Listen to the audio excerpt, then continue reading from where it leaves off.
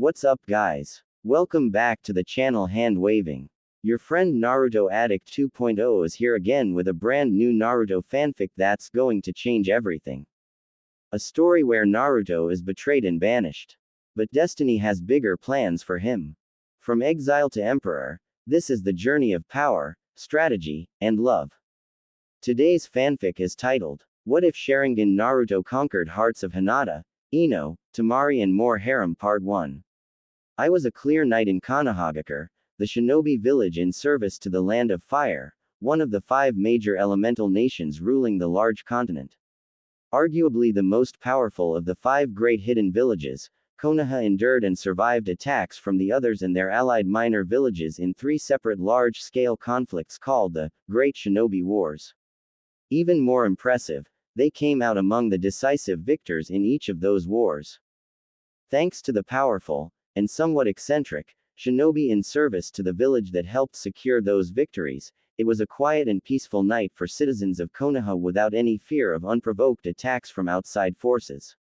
Despite that, members of the Uchiha police force were diligently keeping the peace with their silent patrols on the streets and rooftops. In addition, the Special Operations Force Anbu, while unseen, also watched for any danger from the shadows.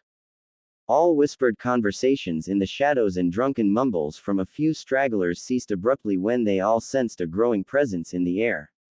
Glancing up from whatever they were doing, they noted a lone old man walking down a dirty and poorly maintained street, a good sign that he was in one of the poorer parts of Konoha. He looked as if he already had a particular destination in mind, with his wizened face set in stone and his dark eyes never wavering. 4 Anbu were easily keeping pace with the old-looking man from the rooftops, slipping between shadows silently and unseen. It wasn't because they considered this man a threat like one might think. Instead, they would give their lives to protect him from any slightest indication of danger coming from any direction. This village leader, and the powerful commander of its military, was known as Sarutobi Hiruzen, or the Third Hokage. His large white houri with red accents flared out at the bottom as he walked, more like glided, silently down the street toward an old and decrepit apartment building. He stopped in front of its entrance gate for a moment, and shifted the front brim of his large and iconic conical Hokage hat up to glance at the fresh graffiti covering the front of the building and its perimeter wall. He sighed despairingly as he stroked his graying pointed goatee and read over the painted text. Die, demon, and go away, monster, were some of the kinder words he made out. It's already been years since the Kyuubi attack. Why do the people of this village still carry so much hatred? He thought angrily as he almost forced the creaky old front gate off its hinges, opening it, and continued onward into the building. The 4 Anbu guarding him split up, with 2 going inside after him in almost invisible blurs while the other 2 took up vantage points on the rooftop. After making his way up several flights of stairs to the top floor, he arrived at the door to the apartment belonging to one Uzumaki Naruto. The young boy was living here by himself, ever since he was forced out of the orphanage last year, and the third had to give him a place to live in since no one were able to adopt him due to politics involved. As soon as he moved in, the tenants all immediately moved out, even the landlord. In all senses, it was an abandoned building slowly falling into disrepair. Only the occasional genin team hired by the third himself to do maintenance on the building barely kept it from being unsafe to live in for the young boy. He raised his hand to knock on the door, having come here to check in on Naruto and hand him an envelope holding this month's allowance. Waiting patiently as the knocking echoed almost forebodingly throughout the hallway, the Hokage's thoughts began going over what had been happening to this child, not for the first time, and certainly not the last time. He couldn't help but blame himself for not being able to save his former successor, the 4th Hokage Minato Namikaze, from sacrificing himself to seal the Kyuubi into his own newborn son, Naruto, during that disaster on October 10 so long ago. Naruto's mother, Kushina Uzumaki, who was already fatally wounded from when the Kyuubi inexplicitly broke out of her seal while giving birth, sacrificed herself holding the demon fox down with her unique chakra chain jutsu to help her husband complete the sealing process. If only Hiruzen had managed to get there before the fourth Shiki Fuijin sealing ritual took place, he would have gladly taken Minato's place in the Shinigami's stomach. That would have at least allowed the young man to live in order to be able to take care of his son and protect him from those who resented his Jinchuriki status. Instead, after the deaths of Minato and Kushina, Hiruzen, even as he mourned his beloved wife's death, was forced to come out of retirement and retake the Hokage hat until another suitable replacement could be found. Somewhat regretfully, he was also forced to keep Naruto's parentage a secret, even from the child himself.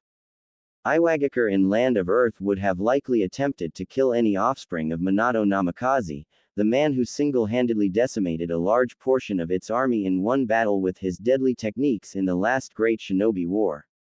That would include sending assassins after an infant. The Hokage could not risk that with his village still recovering its shinobi force from the war and the Kyuubi's destruction, at least until Naruto himself grew up to be strong enough to defend himself from most adversaries. Unfortunately, due to his parentage being secret and having to be hidden among Konoha's many orphans as a legitimate ward of the village's civilian council, this left him alone to face the coming animosity. When it was leaked that the Kyuubi was sealed into this young boy, most of the village believed him to be a true reincarnation of the monster itself instead of being its container. The Hokage and many other respected shinobi did try to stem the coming storm by publicly announcing that Naruto was just a human child who had the misfortune of being chosen to carry a heavy burden. For that, he should have been viewed as a hero. The villagers, in their grief and hatred over losing their beloved fourth Hokage and many of their loved ones, ignored their pleading and tried to openly attack and kill the infant anyway. After seeing his Anbu stop so many attempts, the third became angry and passed a law forbidding any talk of Naruto being the Kyuubi container on pain of death. He hoped that the hatred would not be passed down to the child's own generation at least, though he knew that was a fool's hope at best. In the years since the attack, quite a few shinobi, like the Yamanaka clan head and the famous Hitaki Kakashi of the Sharingan, found themselves blocked in every attempt to take Naruto in thanks to the village council making it a mission to put up impassable red tapes in order to keep the child isolated as much as possible. Blinded by their hatred toward the Kyuubi, the civilian council refused to believe the child could not be the demon fox and kept finding ways to discreetly have their ward die early without intervention from the Hokage.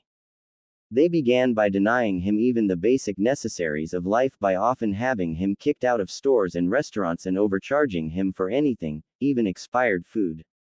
It was only luck that there were no attempt to attack Naruto outright due to the Anbu standing guard around him in the shadows almost all the time. The old man had to allow a small smile as he remembered how his most powerful, and rather antisocial, Anbu, recently promoted to commander, was quite protective of the cute and innocent infant back then. The Hokage, in all his power, could not do much as there weren't any evidence that the council was going behind his back. Instead, he could only watch over Naruto from afar as the child continued to be more isolated from everyone in the village. Even the children his age avoided him due to their parents warning them to stay away from him without any explanation. The old man was brought out of his grim thoughts by the cold silence that followed his knocking. It unnerved him somewhat, since he felt this wasn't due to the stillness of an empty apartment. His shinobi senses, refined by age and experience, told him this was unnatural. To confirm, he waved a hand and two Anbu seemed to melt out of the walls on both sides of the door. They immediately went down to one knee where they stood in salutation to their leader.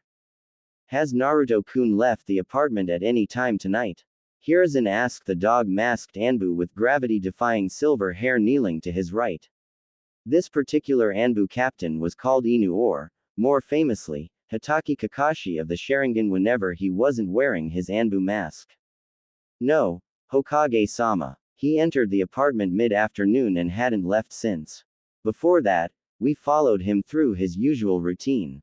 Aside from eating lunch at Ichiraku Ramen, nothing of interest happened today. Inu replied quickly. The Hokage seemed to contemplate this for a moment before the Anbu added. But, he seemed out of it. I think he's depressed. A small shiver went down the third spine at this observation, and one thought went through his mind out of instinct. It couldn't be. It should be impossible for a young child to think about that.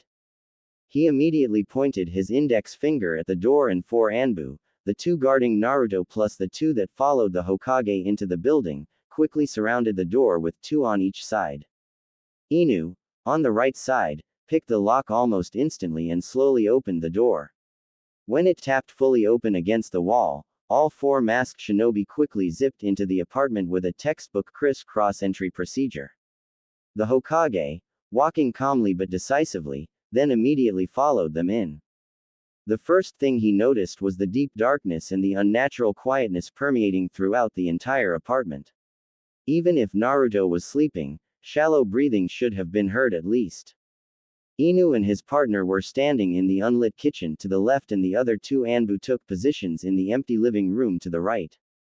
After a quick scan, all 5 noted some dim light leaking out from under the door to the bathroom down the hallway opposite from the entrance. The third desperately hoped that the young child was just taking a bath and ended up falling asleep. Inu shattered that hope into a million pieces. Hokage-sama, I smell blood. So much of it, he whispered haltingly with his uncovered eye widening behind his Anbu mask. Not wasting any time, the third, with speed not seen by any for years, blurred to the locked bathroom door and, using nothing but his natural strength, easily ripped it off the frame with a thunderous crack of its cheap plywood construction around the hinges. Tossing the door aside with the Anbu immediately moving up behind him, Hiruzen prepared himself for what was beyond, and still could not contain his shock. Blood. If one had to describe the horrific sight the Hokage and the Anbu saw in the tiny bathroom in one word, it was simply that. There was so much of that viscous life-giving liquid covering nearly every inch of this enclosed space in large splatters and blots. The cheap tiled floor was covered wall to wall with a thin sheen of bright red color, because the water overflowing from the bathtub diluted the blood. Also, next to the tub laid a rusty and chipped kunai, apparently discarded by a random shinobi long ago. It was nearly covered handle to pointed tip in that viscous liquid as well. It was at this moment that the third made the grisly discovery. A blood-soaked blonde boy was slumped down in the tiny bathtub filled to the brim with red water. His eyes were closed and his face was deathly pale with shallow cheeks. His left arm was sticking out over the edge of the tub, his limp hand hovering over exactly where the rusty kunai was located. The last thing to hit everyone was the putrid metallic smell of dried blood in this tiny space. The third had to choke back some vomit, and it was only thanks to his years of seeing death and gore on the battlefield. 1 Anbu with him wasn't as steeled against this sight and smell, and immediately took his mask off to vomit his last meal onto the hallway floor. Inu slowly removed his mask, revealing one wide eye and his mouth obviously gaped behind his face mask. He became still and unable to speak, not believing the sight. The last 2 Anbu stepped back in shock and had to turn away. They were all used to seeing this kind of scenes involving adults, not a child so young like Naruto. Snapping out of his shock, the Hokage quickly moved to Naruto's still body and scooped him out of the bathtub, getting blood everywhere on his white and red haori, not that he even bothered caring. He cradled the small and fragile body to his chest as he checked for a pulse. It felt like an eternity as he held his breath until he finally found one tiny heartbeat, but it was barely there. He then quickly searched for any cut on the neck or the arms to stop the bleeding. To his surprise, there were none, not even a scar. Why? A small and weak voice barely reached Hiruzen's ears. The old man immediately stopped his frantic checking and looked at Naruto's face. What he saw broke his heart. Coldness, despair, and crushing emptiness were all he saw in this child's half-open eyes. Why didn't I die? I wanted to. The pale boy managed to whisper out. Hiruzen began to tremble, and he had to allow some tears out as he clutched the fragile boy tighter to his chest. His 4 Anbu couldn't stand to watch this and went off to pretend to check the surroundings while dealing with their own emotions. Naruto-kun, you need to tell me why you did this, the suddenly frail old man choked out. I'm tired of not being seen. I want to exist. Naruto tiredly whispered out before breaking down sobbing softly with an anguished expression. Each rack of the boy's sobbing form was like a knife stabbing directly into Hiruzen's heart. I see cut my wrists, F4 times. Every time, I go to sleep, but I still wake up, with no C cut. It must have been the Kyuubi's chakra. How ironic. Your curse, saving your life. The Hokage thought sadly as he watched Naruto slowly fade away into unconsciousness, now completely exhausted. At this point, he finally stood up, carefully wrapped up the boy with his ruined haori, and quickly carried him out of the apartment. He then made a beeline for the hospital with his best speed, and Inu was hot on his heels while the other Anbu remained behind to clean up and try to get over what they just saw. Next day at the hospital, the Hokage marched into the front lobby of the hospital with a tall Junin by his side, both carrying grim expressions on their faces. This new man wore a regular Konoha Junin outfit, with a heavy green long-sleeved shirt and a loose red cloth vest layered over the flak vest being the only variations. The Hittite was displayed on his forehead with clear pride, and he had his long dirty blonde hair tied into a high ponytail. His pale blue pupilless eyes displayed determination, but also some worry. The receptionist gasped and stood to greet them with a nervous expression. A stern hand gesture from the third implied no greeting was necessary as the two men walked past the stunned woman to the stairwell. Upon arriving at the correct floor, they continued briskly to Naruto's room that was currently under heavy watch with two guards at the door and an Anbu hidden in the ceiling inside the room. The Hokage immediately dismissed the guards with a gesture. As they entered the room, he then waved his hand to allow the Anbu to appear from the ceiling. It turned out to be Inu. Glancing at each other briefly, all three men then had a quick look at Naruto in his hospital bed. He still looked pale and unconscious. A small and pained intake of breath from the new man was the only sound anyone made. While the blonde Junin stood still staring almost despairingly at the patient, Inu and the Hokage immediately set to putting up several security seals around the room. After a moment of tense silence, the Hokage finally spoke up. Yamanaka Inoichi, what happens here never gets past these four walls. Is that understood? The answer was a grim nod from the now identified head of the Yamanaka clan, and one of the top experts in mind arts. Now, I wish to thank you for discreetly taking care of the Anbu who were with us, as well the doctor who was here last night. I doubt they would miss the memories anyway, and we absolutely have to keep this to as few people as possible, the Hokage offered with a sad smile. I wouldn't want to remember this either if I had a choice, Hokage-sama. To think this child is the same age as my daughter, Inoichi trailed off as he stared sadly at the feeble blonde boy sleeping peacefully in the bed. This was the child he and his wife wanted to adopt since birth. He felt red-hot anger flare up inside against this village's civilians for impeding them so much, and had to work to remain calm. The third nodded before turning toward Inu. Inu, would you like to have your memory from last night altered? The Anbu slowly took his dog mask off to reveal a man with one lazy-looking eye, the other was covered by a small black eye patch designed to fit inside his Anbu mask. A dark blue spandex face mask covered the bottom half of his face all the way up to his nose. Hitaki Kakashi shook his head in response. No, I need to remember this, Hokage-sama. It'll encourage me to make sure he's better protected from now on, he replied in an unusually serious tone for anyone that knew him personally. The third nodded again with a sad smile before turning back to Inoichi.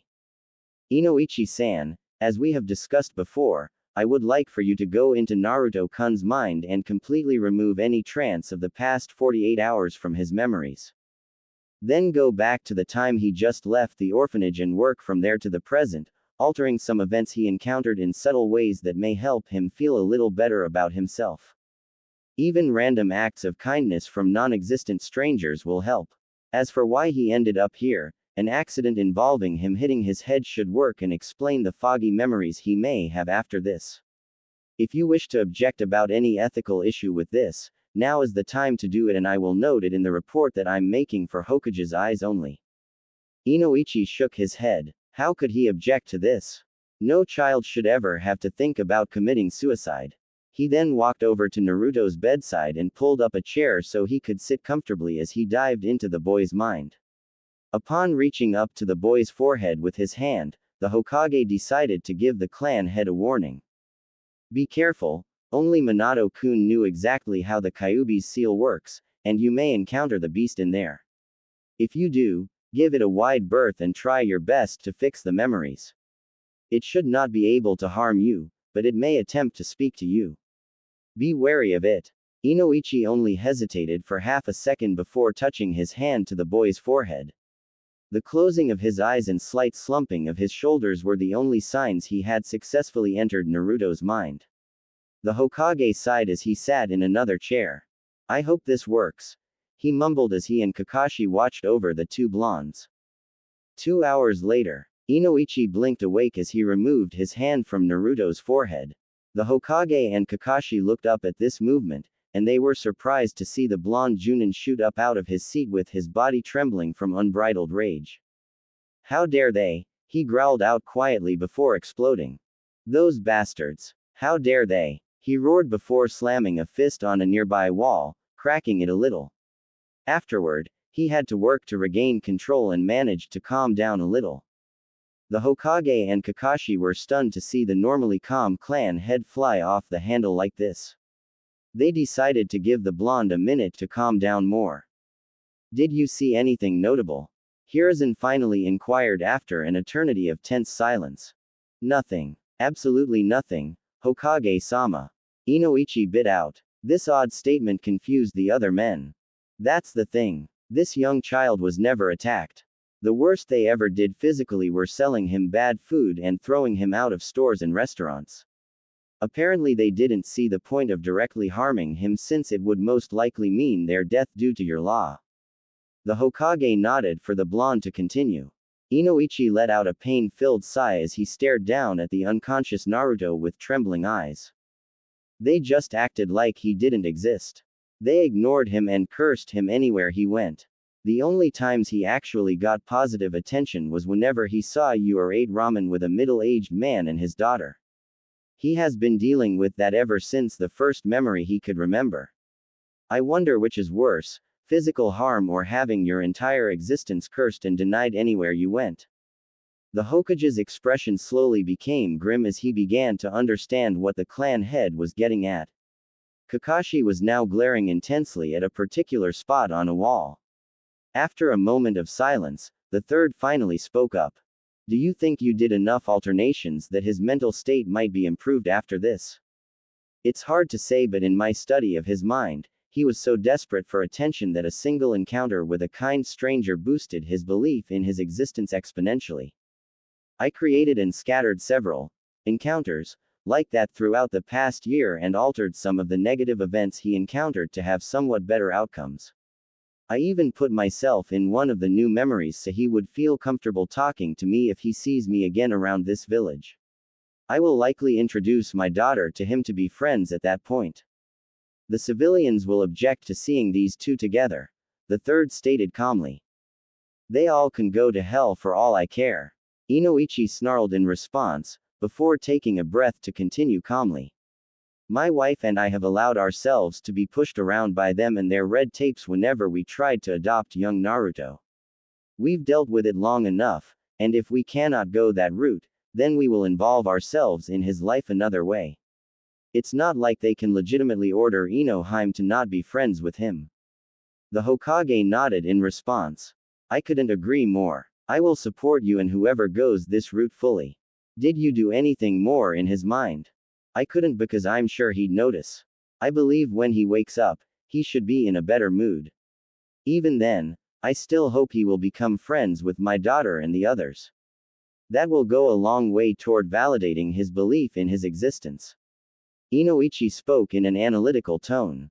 Very good, what about the Kyuubi? Did you encounter it?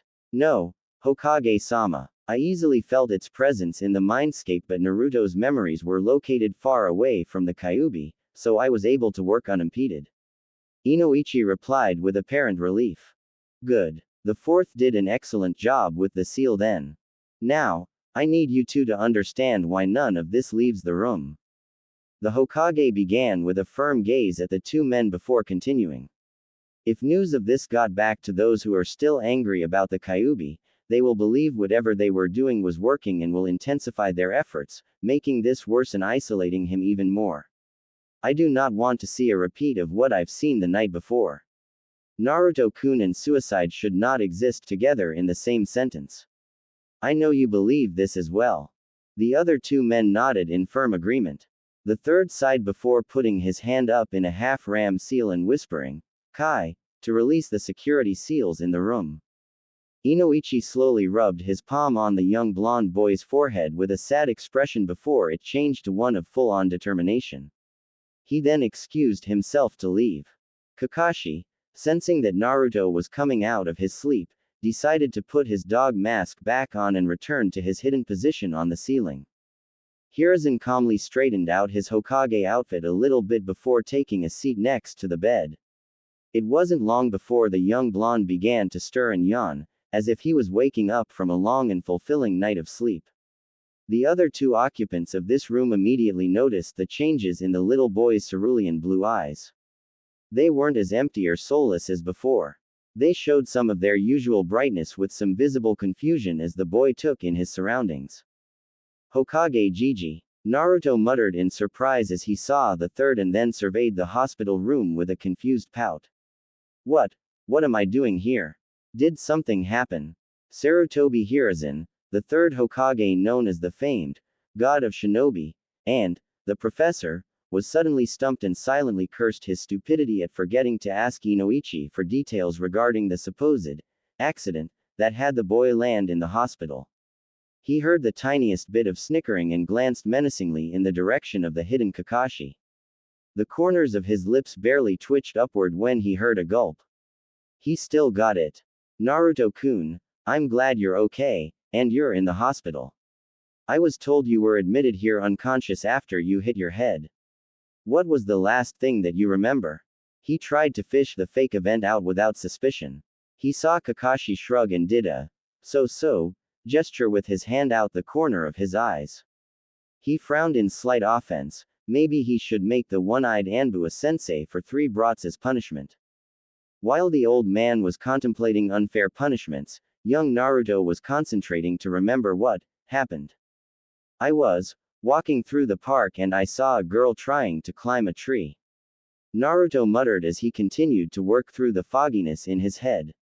All I could remember about her was that she had long brown hair. I didn't even see her face. I was watching her and she suddenly screamed and slipped off. I ran toward her and tried to save her. I guess I hit my head when I jumped under her because that was the last thing I remember. The Hokage nodded empathically while inside he was considering giving Inoichi more pay for this. A brown-haired girl in this village. Needle in a haystack. Still, he'd make sure the boy wouldn't needlessly look for the girl. That's right, Naruto-kun. That child and her father brought you in asking for you to be admitted. That was 2 days ago and you have been sleeping since then. That was a rather nasty lump you had on your head. The Hokage continued to spin off the event. He saw Naruto brighten up considerably at this act of kindness, which made his heart clench painfully. Just how deep was his need to be acknowledged? Is she still around? The child inquired hopefully. Unfortunately, not anymore. Hiruzen's heart almost broke at the boy's visible disappointment before he quickly continued. It turns out she's the daughter of a traveling merchant and they have left the village. She was playing in that park to pass the time while her father did some business. She did leave the staff a message to pass on to you, however. Naruto perked his head up, waiting to hear the message. She wanted to thank you for saving her, and that she hopes to see you again eventually, the Hokage said with a warm smile. Naruto's smile was enough to brighten up the room. The third saw Kakashi give a thumb up for his acting. Maybe he'd put off making the Junin a sensei for a while longer. Now, Naruto-kun, you get some rest and I have to get back to my duties. You will be released tomorrow morning. Get some sleep in the meantime, all right. The third stood up, getting ready to leave. Naruto gave an enthusiastic nod. his smile still plastered on his face as the old man stepped out and closed the door. Kakashi immediately appeared at his side. Keep an eye on Naruto-kun and let me know of any change. In the meantime, make a list of the stores and restaurants that kicked him out or overcharged him. I will personally take care of them. We're going to make sure things improve, if only a little, for him from here on, the Hokage dictated to the Anbu. The dog-masked man nodded as he took an orange book out of nowhere to begin reading it. The third suddenly put on a grin with a small blush on his cheeks. So, you get to that part with Amy-chan yet? Kakashi let out a perverted giggle. That was the best so far, Hokage-sama. I wonder how Jiraiya-sama got the research material for that.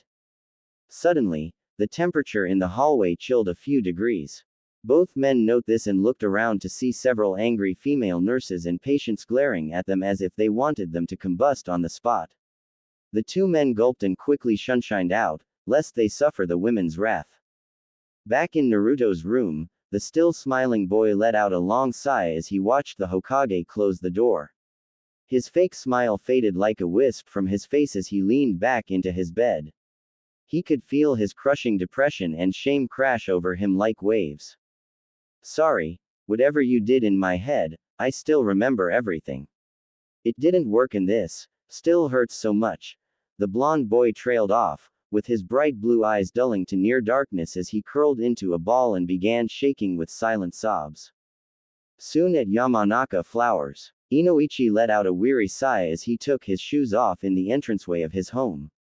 A beautiful brown-haired woman with almost gem-like hazel eyes appeared to greet her husband with a chaste kiss. How was your day, darling? They called you away so suddenly. Yamanaka Kana asked with some concern at her husband's bedraggled expression. I can't tell you since Hokage-sama declared this a village secret. I'm sorry, my Haim. Kana nodded in understanding, knowing this was quite serious. Inoichi's expression then turned determined. However, whatever happened today has finally convinced me to get off my and really do something about our blonde comrade, he said resolutely. Since there were so few blondes in this village with many coming from their clan, Kana and Inoichi took to calling Uzumaki Naruto their blonde comrade. It was one of their favorite inside jokes. Kana was surprised to hear this and frowned. She was sharp enough to know this secret had something to do with Naruto if Inoichi just brought him up out of the blue, and that it was bad enough to shake her usually composed husband up. She was coming to many conclusions, all of which she didn't like at all. How? The morons running that orphan's office have blocked us at every avenue whenever we tried to adopt him. If only Hokage-sama would just use his power to force it through. You know as well I do that if he did that, then his political enemies will use this to go to the fire daimyo and raise a stink. The Hokage may be in charge of the village, but the daimyo still carry more power than him. He's also a civilian and will likely side with those bastards if they present a convincing argument. All this will result in his Hokage-sama losing political credibility and power. As much as I want to do something for young Naruto, we can't risk this with that old war hawk Danzo chomping at every bit. Politics. Kana spat out quietly with a nasty scowl, irritated enough to curse. Inoichi smiled and put his hands on her shoulders to kiss her forehead, getting a pleased hum out of her. All we can do is bide our time and wait for the opportune moment. Shikaku and Shuza definitely do not like this either, and neither does most of the other clan heads, too, he muttered before smirking ferally. Which is why when the moment comes, and it will, we'll attack ferociously. Danzo and the others will not be able to do anything, and they'll be lame before long. Kana grinned devilishly and hugged her darling tightly around his waist. You know that kind of talk is a big turn on for me, she murmured lowly before kissing him softly. In the meantime, the adoption route isn't working. We'll have to go another way, the blonde man declared as he moved out of the embrace and stepped into the living room. What are you thinking? The brunette asked softly at his side and saw that he was gazing lovingly at the living room's large bay window overlooking the street in front of their ground floor flower shop. Sitting on its cushioned surface was an adorable young girl with shoulder-length pale blonde hair staring out at a lone cloud high in the clear blue sky. She was swaying her head gently side to side and humming a nonsensical but happy-sounding tune. Friendship, Inoichi declared quietly with a prideful expression he reserved only for their beloved daughter. Kana grinned even more devilishly than just a moment ago as she hugged her darling's right arm tightly to her ample chest. "That brain of yours is why I married you, my darling," she whispered into his ear seductively. Her husband grinned roguishly down at her, making her shiver with excitement. "Only that, my beautiful Haim. I suppose your devastatingly handsome looks and wonderful personality are nice bonuses too." They chuckled, getting one young Yamanaka Ino to stop her humming and turn her head to find her parents standing in the living room's doorway staring and smiling at each other in a way that usually resulted in her having to leave the room for some reason. The cute blonde girl frowned briefly at the couple for interrupting her super awesome fun, singing time with their adult things, and turned back to follow the lone cloud with her striking pale blue eyes. She began humming again with a bright grin. She never bothered to notice her parents sneaking away for a small dose of their own fun. Land of Wind. At around the same time in Sunagakur, the shinobi village protecting Land of Wind, 8-year-old Sabaku no Temari was walking down a street with her family. She had dirty blonde hair done up in 4 separate ponytails, giving her a unique hairstyle easily recognizable by many. She wore a simple but expensive-looking dark blue kimono that brought out her teal eyes, and she was carrying a small ornate fan in the sash. It was a memento of her deceased mother. Sabaku no Karura passed away after giving birth to her youngest brother, Gara.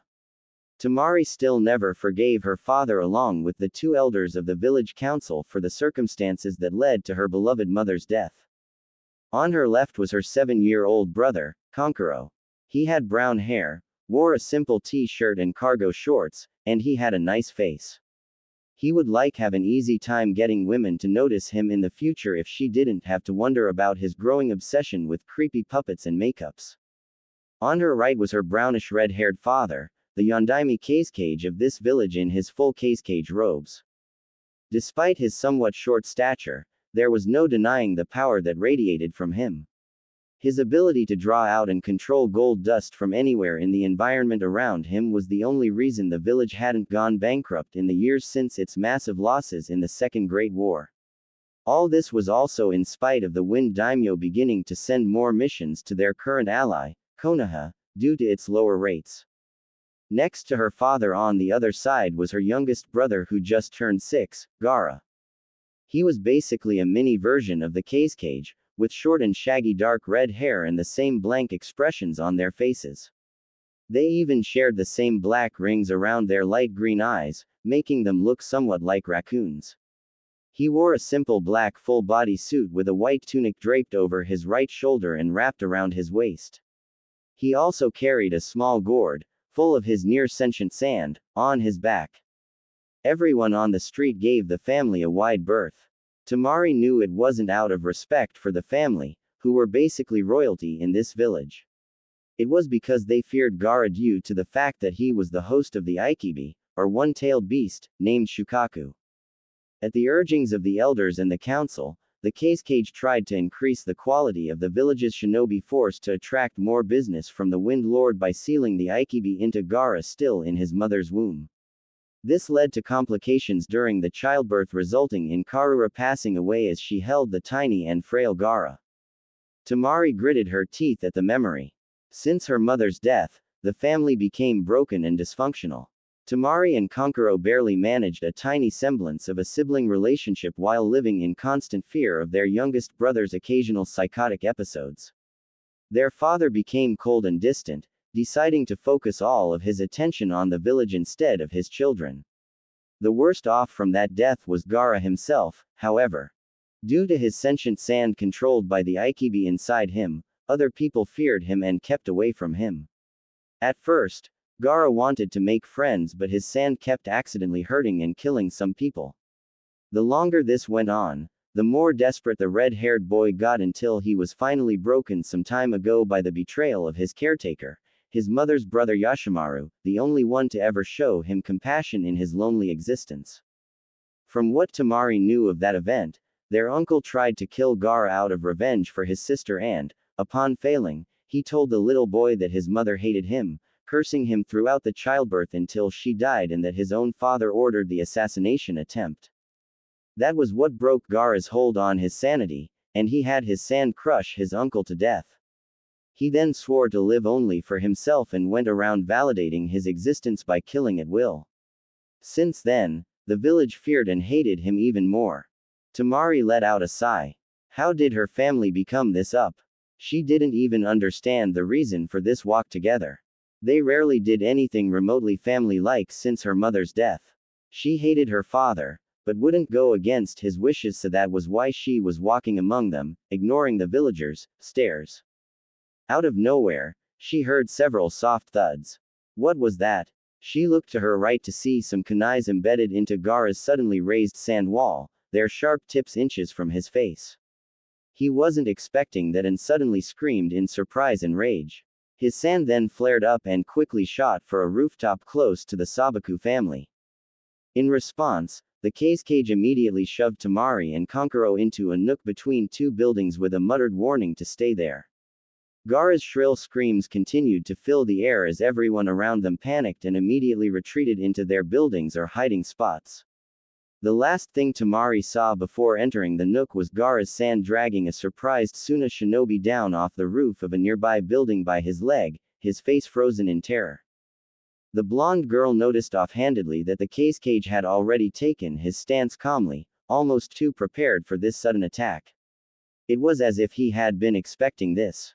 As she hid in the nook with Kankuro with her whole body trembling at the rising killing intent in the air, she instinctively wrapped her arms around her similarly trembling brother in a feeble attempt at protection.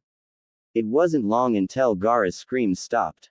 After a moment of hearing the soft sounds of shifting sand and groaning, the two children almost considered peeking out of the nook to see what was happening. That notion was immediately shot to hell. Loud and blood-curdling screams of terror and agony filled the air, and the two poor children trembled even more. Temari could smell the scent of urine coming from Kankuro, but she paid it no mind. She wouldn't blame him since she was about to piss herself in terror too. Suddenly a sickening ripping sound was heard even over the shrill screaming, and there was a wet thump somewhere. One more incident of such disgusting noise followed another few seconds later. The agonized screams were no more by this point, so the third ripping sound, longer and even more revoltingly wet this time, was burned into Temari's memory forever with total clarity. Trembling, she finally spared a glance at what she could see outside the nook. There was nothing but an empty and dusty street from what she could see. She would regret her decision to look outside a moment later when she saw an apparently discarded corpse suddenly land in front of the nook with a wet thump as if it was a gift to the children trapped inside. Only that it wasn't a whole person. His left arm was missing, leaving behind a bloody socket, and his body was ripped in half at the waist, allowing her to see the insides spilling out. She also easily noted his spinal cord with some tendrils of nerve sticking out at its torn end, as if they were searching for the other half of the body. Despite this being only a half of the body, there was so much dark red blood pooling under the remains, soaking into the dusty dirt covering the street. However, the most horrific thing she saw was the frozen look of terror on his face, with sand dribbling out of his wide-open mouth and nostrils, as if he had seen pure evil itself. Taking this sight in, she finally let her bladder control go and opened her mouth wide in a silent scream as her body instinctively prevented her from making any sound in pure self-preservation. The last thing she remembered before fainting due to the stress of this horror were seeing the glitter of gold dust floating from the ground as her father apparently prepared to subdue Gaara. The last thing she heard in the darkness enveloping her somewhat lovingly was her youngest brother's insane cackling. Somewhere in an abandoned laboratory in Land of the Sea. Oi, Dadar, okay. Wake, was all the 12-year-old Mitarashi Anko heard through the fogginess of her consciousness as she slowly woke up. She felt some light slapping on her right cheek. Her light brown eyes hurt as she opened them slowly to see a dim light directly overhead. She could barely make out two moving outlines at her sides. Wah! was all she could manage to say before she was struck silent by her sudden inability to move her limbs. Don't worry, we'll get you out of this. Just remain calm. One of the two outlines spoke in a soft feminine voice. Why should we? She's that traitor's whore, we should just cut her throat and be done with it. The other outline growled in an angry male voice before the female hushed him harshly. Wait, what? Where's sensei? Last thing I remember was when I was leaving with him on our training trip. Anko thought as she tried to get up again only to be restrained by something. She shifted her head down for a look at her body. What she saw shocked her so much she shrieked loudly. She found herself completely and strapped to a cold metal table, her arms and legs restrained in a spread eagle fashion. She panicked as she strained and failed to cover herself up instinctively. So complete was her terror that she failed to notice that her body looked more grown up compared to when she left with her sensei. Get her something to cover up now. The female outline hissed at her male counterpart. Why should a traitor care about her mod? Was all the man retorted before the female struck him hard on his masked face. It was a thunderous crack echoing through the large room, and it actually made Anko pause briefly in her struggling. That was an order. Is that understood? The female's whisper was low and deadly. Obviously the male outline responded with a nod since the woman continued even when Anko didn't hear any vocal reply. After you find something for her, do not say a single word for the rest of this mission or I will have you up on insubordination. The female ground out through gritted teeth over the young girl's continued whimpering. The stunned male silently bowed and left Anko's line of sight. The young girl continued to whimper and struggle at the restraints even as the female-voiced outline tried to shush her gently while working to free her. After a long minute of struggling, Anko was finally freed of her restraints. She then immediately curled up into a fetal ball and began to sob loudly with the female outline trying to soothe her with a gentle hand on her back. At this point, the male returned with an old discarded blanket found somewhere else in the lab. He then quickly left the immediate area to stand guard while his female squad leader spoke to the young girl. After what seemed to be hours, but actually just a few minutes of crying, the purple-haired girl finally regained her composure somewhat and stopped trembling, feeling less exposed with the blanket covering her. She slowly sat up to take a glance around and saw that she was in a large experiment room, apparently abandoned if papers strewn about and missing equipment were any indication. Even in the dim lighting, she could make out 9 other tables just like the one she was found lying on, and each had a corpse strapped to it. All of them apparently died not too long ago and were beginning to show effects of decomposition. Was she the only one who survived whatever experimentation she went through? If that was the case, why was she left behind? Her eyes finally adjusted to the dim light and she took a good look at her female rescuer. Her savior turned out to be a Konoha Anbu. The taller masked woman was wearing a dark blue armored and sleeveless outfit, showing her bare upper arms with a tattoo on each shoulder denoting her as an Anbu and a captain of a squad respectively. She had beautiful long purple hair somewhat lighter in hue compared to her own purple hair. Finally, Anko noted this Anbu's mask to be shaped and painted like a cat's face. She took a shuddering breath, resolving to figure out what happened to her. Neko-san, I don't know what's going on. Where am I? Anko forced the words out of her throat, hoarse and dry from her panic a few minutes ago. The cat-masked Anbu seemed to take a moment to consider her response. Before we start on that, I need you to answer a couple questions honestly. I'm afraid what you say now will affect what's going to happen to you from here on. I hope for your sake that you're innocent in this whole thing, she began in an even tone. Anko grew more confused but nodded anyway. First, what is your name and age? Mitarashi Anko. I'm 9. Anko stated quickly, and the older woman was taken aback at that reply. She already knew who this girl was, so no surprise there. However, Anko definitely did not have the body of a 9-year-old from what she glimpsed earlier. This girl had already begun developing her bust and hips, plus there was an odd mark on the left side her neck. However, the Anbu didn't sense any sign of lying. Okay, Anko-chan, what was the last thing you remember? She inquired, trepidation clear in her voice. I was on the road with Orochimaru sensei. We just left Konoha in the middle of the night a few days ago. Neko was absolutely stunned to hear this. If this was true, this meant that this girl had the last 3 years of her life wiped out.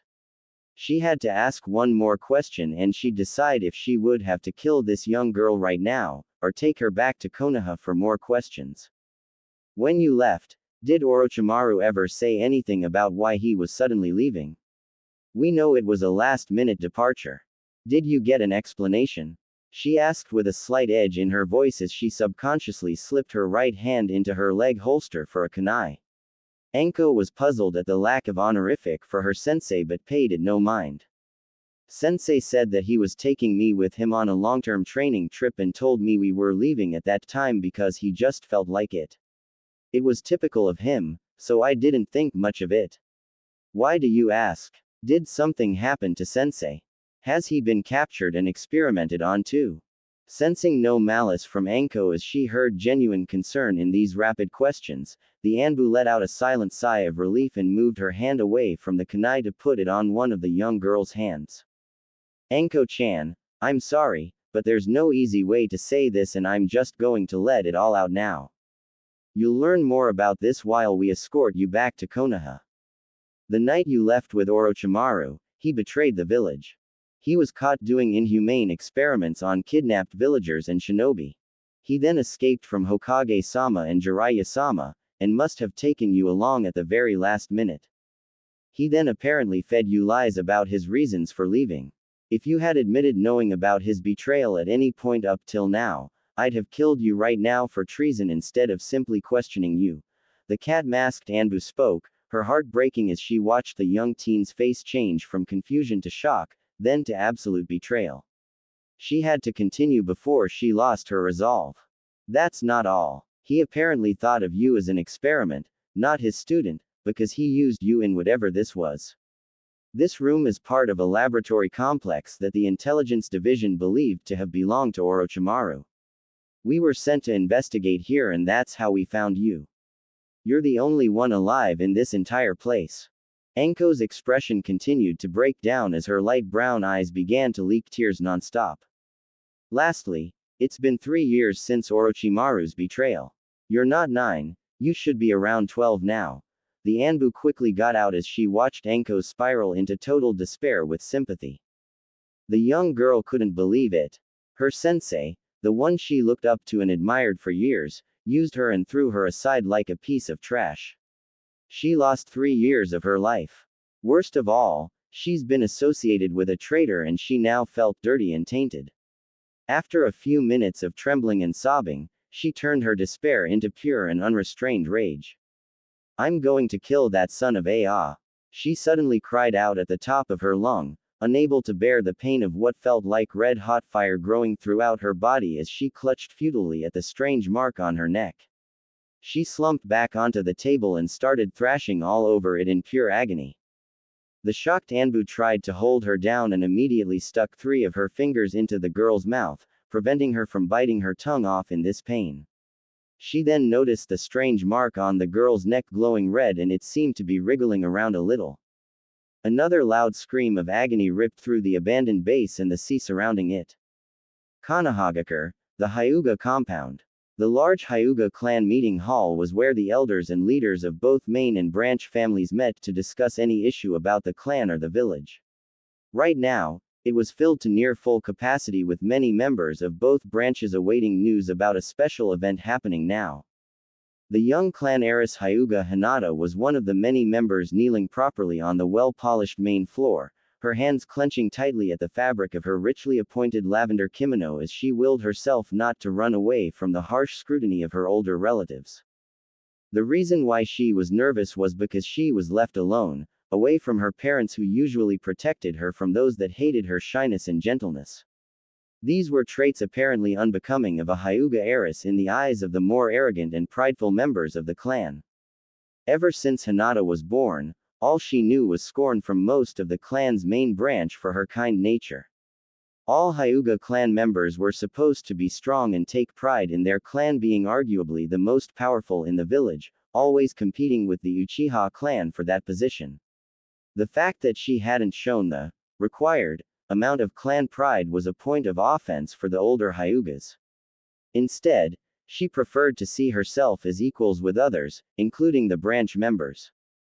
This was a sore subject for many, especially when a branded branch member named Neji was clearly the clan's rising prodigy, not her or any one of the other main branch members. Meanwhile, the Uchiha clan head Fugaku already had a talented child in Itachi, who was just promoted to Anbu at age 10 and would make captain rank before long. The only solace Hinata got from the constant harassment by the entire clan she might be in charge of one day was her mother and father. Her mother loved her unconditionally and allowed her to be who she wanted to be. Her father, while stern in public, cared for her deeply and refused to take the elder's negative words about her to heart. She believed that she would survive even the most horrid treatment as long as she had the love and support of her parents. This day was grating on her already low self-confidence, however. Who knows, maybe this new child will replace that weak girl and we can finally have a proper heiress. She'll be branded and thrown in with the branch members she apparently adores so much. One elder was overheard speaking somewhat loudly. Several branch members in earshot, including young Neji and his father, frowned. This cruel banter was only a small part of all Hinata had to hear throughout the day, and her resolve was starting to break. However, she had to remain strong for her parents, who were currently occupied with giving birth to a new child. She knew she would be rewarded for her perseverance with having a younger sister to love and grow up with. She also hoped the bleak news about her beloved mother's condition would improve soon. Finally, after what seemed like eternity, the main doors to the meeting hall slowly opened to reveal one Hyuga Hiyashi, Hinata's father. The entire hall fell silent with his presence, since being the powerful head of the clan demanded that respect. Hinata almost jumped up in delight, and had to work to keep her composure as a proper Hyuga in front of the others. Any hope of this being a happy occasion was shattered when she saw something wrong in his grim expression. It can't be, oh, please don't let it be true. Hiyashi was feeling numb and broken on the inside, despite keeping up the charade of a powerful man on the outside. He had known that there would be complications with this childbirth due to forewarnings by many doctors, and were prepared for whatever could happen. However, he hoped with every fiber of his being that his beloved wife would survive the childbirth and they would be welcoming a healthy baby girl into this world together. The baby, now named Hanabi, did survive and was in perfect health. However, Hyuga Hitomi did not live through the process. Hiyashi had to allow himself a long few minutes to shed his tears over his wife's covered body and regain his composure. It would not do him any good to look weak in front of the other main branch members, now that he needed to be stronger than ever for his two beloved daughters. Sometimes he wondered if he was truly in control of the clan, rather than the elders who tried to run things from behind the scene. As he stood in the doorway, he spared a glance at his eldest daughter, and his resolve almost shattered into a million pieces as he watched the painful realization slowly creep up on her face, with her pale lavender-tinted eyes widening and becoming watery. However, she hadn't allowed any tear to escape yet.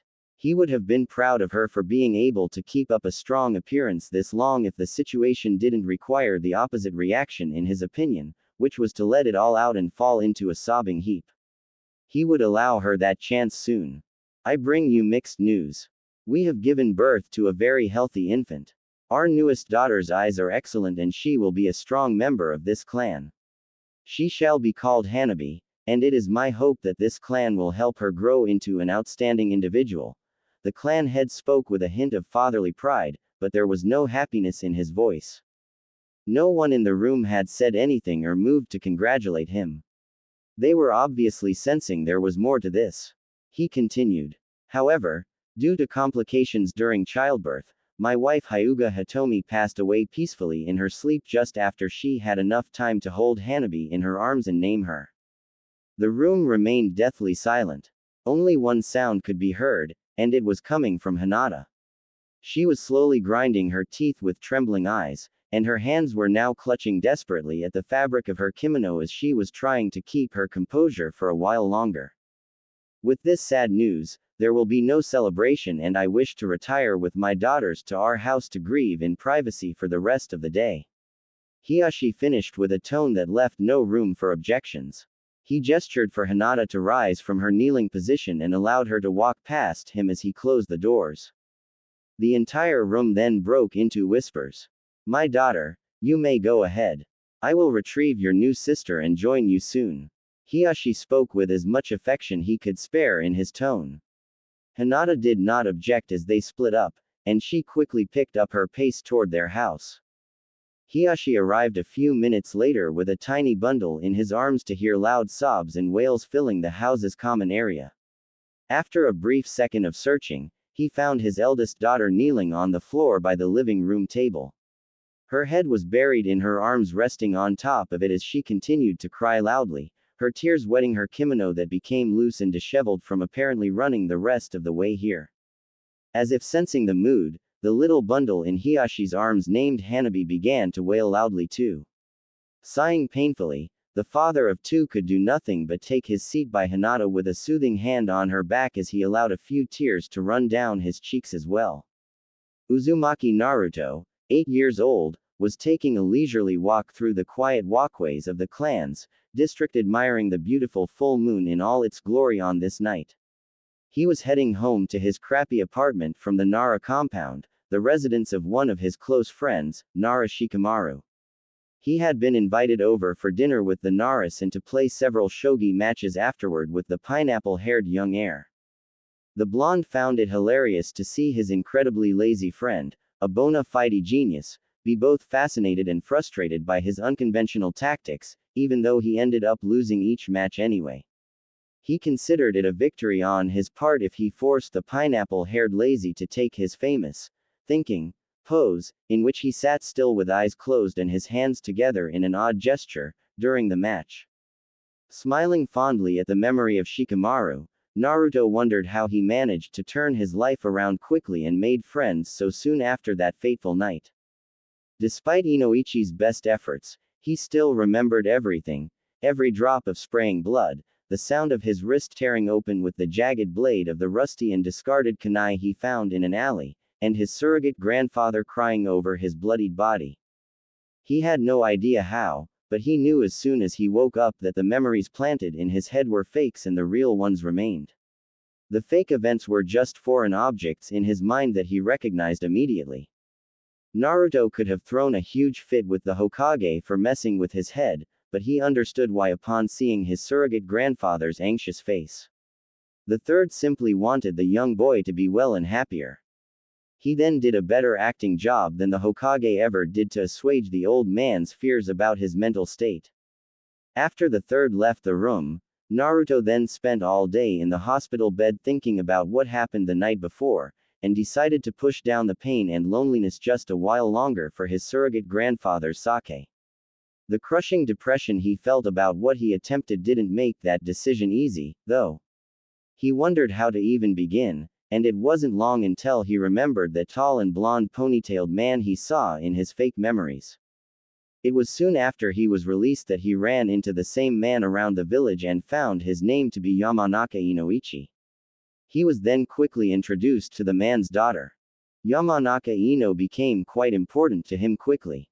In fact, he honestly thought he would have gone back to try to finish the job for the final time if he hadn't met her just in time.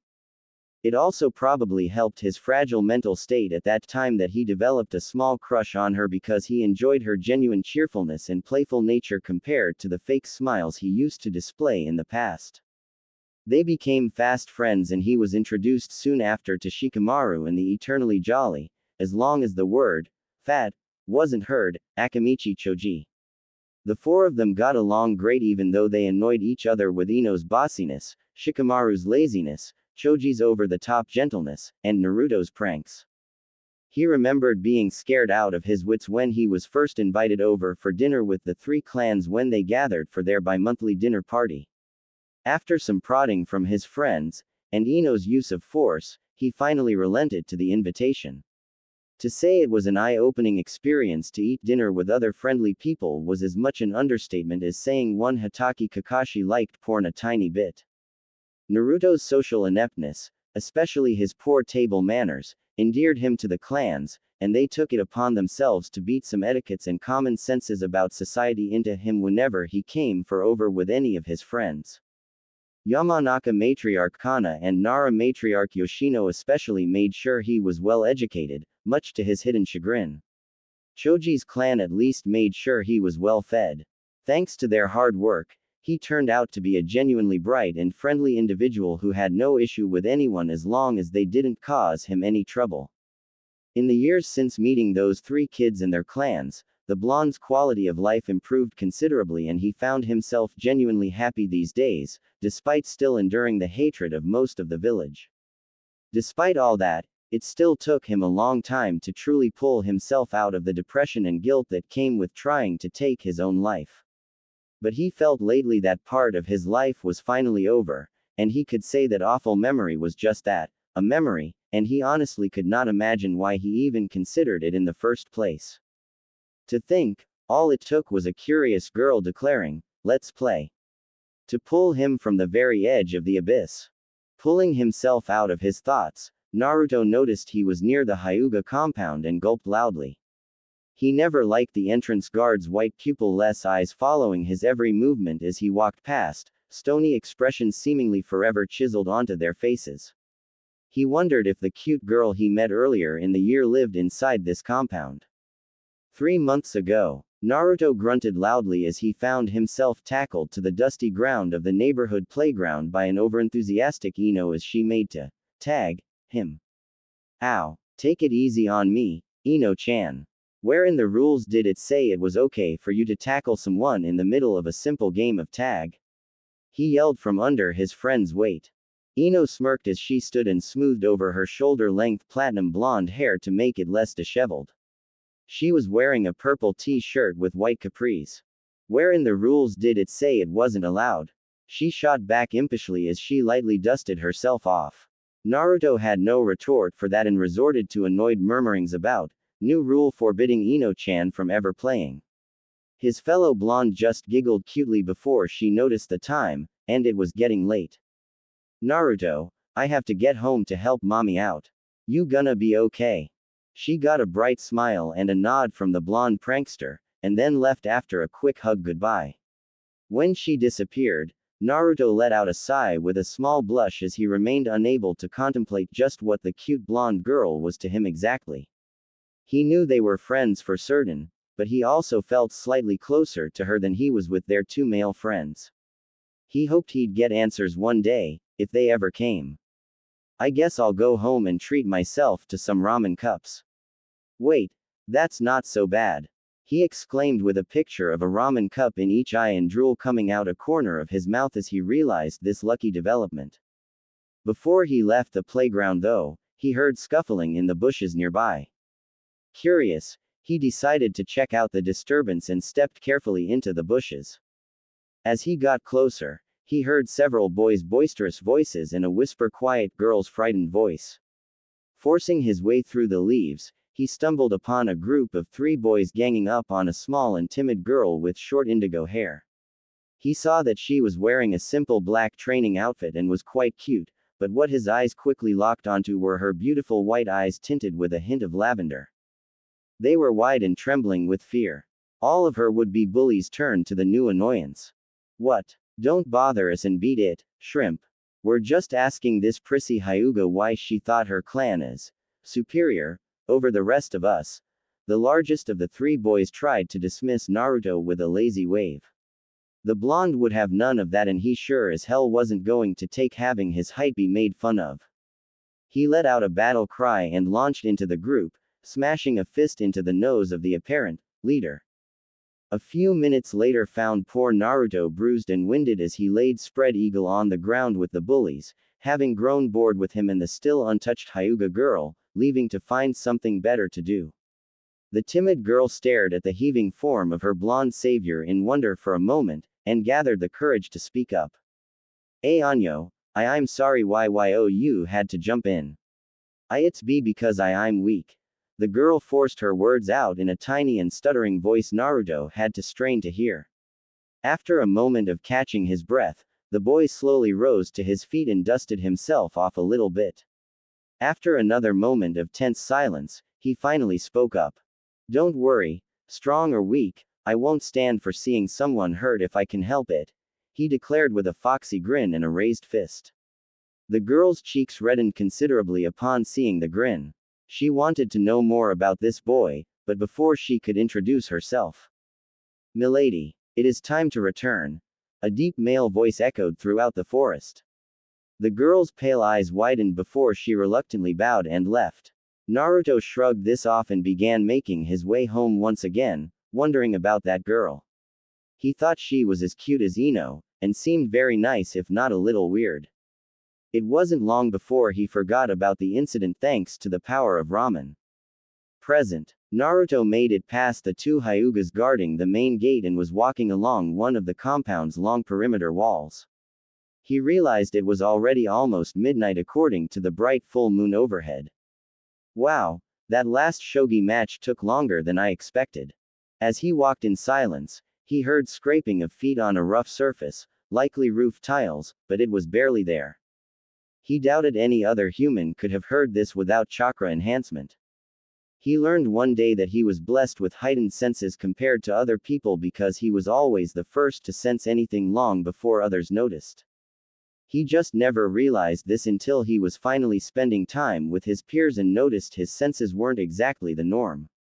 He also discovered at the same time that his sense of smell was about as good as a normal dog's, which he made use of this moment with a breeze blowing over him from the compound. He sniffed the air deeply and caught a slight hint of lavender. Was that a fresh shampoo scent? Naruto narrowed his blue eyes as he scanned his surroundings. The scraping and scuffling sound was getting closer, likely from the other side of the wall.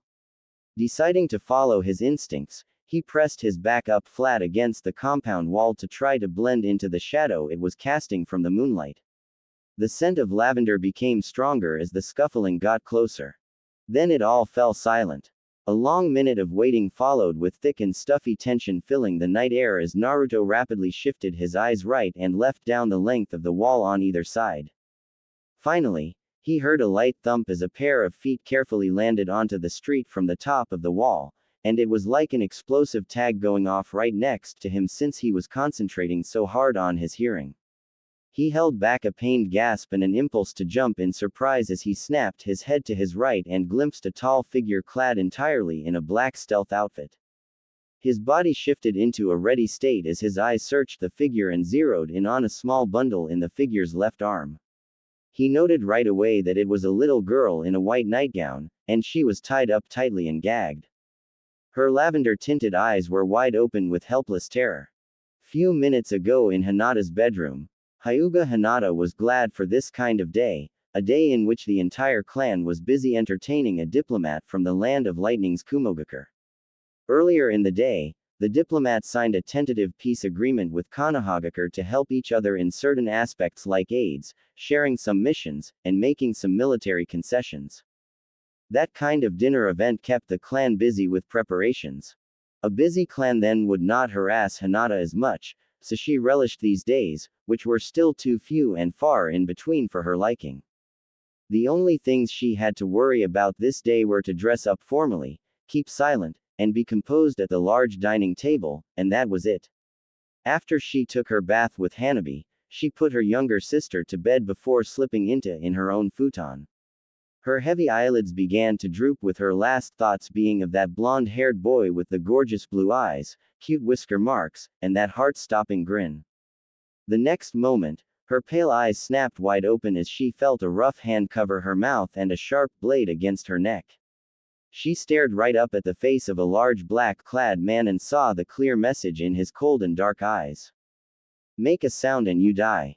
Her entire body froze at once and she couldn't breathe. So complete was her terror that she barely noticed being pulled out of her bed then tied up and gagged quickly. She only registered bits of the scenery changing as she was carried under the assailant's arm from her bedroom to the compound's rooftops, too terrified to think about anything. It was only when, upon landing on the walkway outside the compound, she locked eyes with a pair of striking blue eyes floating in the shadows by the wall nearby that she came to life. They widened in surprise and shone brightly in the moonlight, and she knew they were the same eyes she daydreamed about only a moment ago. Somehow, she felt her terror abiding, and unconsciously began to struggle. She fully realized now what was happening and decided she didn't want to be taken away from her father and sister, and would do anything to prevent that now. For some reason, she didn't want to just give up in front of these blue eyes. Naruto saw the girl begin to struggle after they locked eyes. He immediately recognized her as the indigo-haired girl he met 3 months ago and gritted his teeth. This was a bad situation and he knew he was no match for that black figure.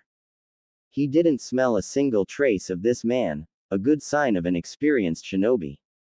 He would die before he even got the first syllable out if he tried to alert someone, but he had to save that girl. Naruto would be the first out of anyone to know that if she disappeared, she would suffer greatly. Having been through so much already by now, he wasn't going to allow that to happen to someone else if he could help it. As he watched carefully from his hiding spot, he noticed the shinobi was growing frustrated with the girl struggling, and was getting quite distracted. This was his chance as he took a steady breath and reached for something he happened to glimpse lying on the ground by the wall.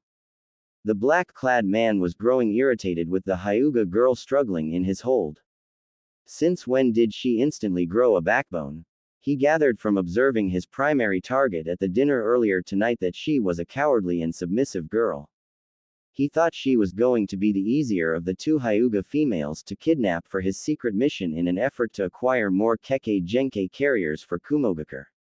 His disguise as a diplomat was a ruse in order to study the security of the Hyuga compound up close so he could attempt the snatch after he returned to his hotel room.